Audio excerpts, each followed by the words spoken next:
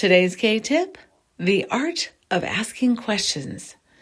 Let me explain as to why it is so important to know how to ask good questions. You start with a door-opening question to begin talking to your prospect to help them to let their guard down.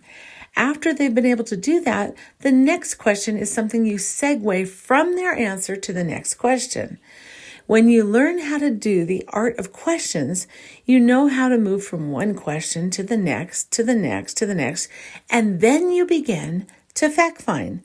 Then you get into the deeper part of what is it you're looking for? How long have you been looking? What is it they're hoping to accomplish?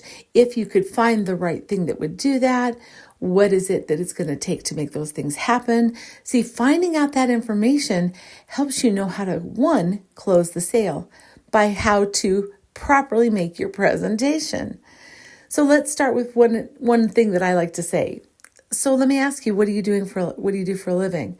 Now, when you ask that question, they tell you an answer.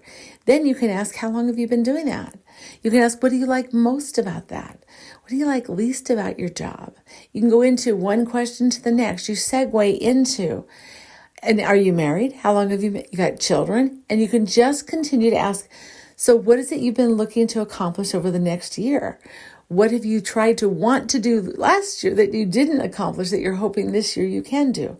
You need to know how to ask the questions, and your job is to get their facts. So you're in the fact-finding business at this time as an interviewer, not where you're sharing all about you, but you're learning more about them.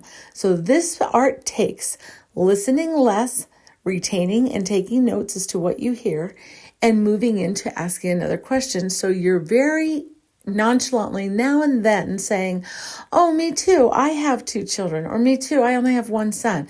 When you say stuff like that, you're making connections, but you want to do all of this briefly while getting them to open up and begin talking to you so that you can understand what it is your prospect is looking for, what they want, and what they need.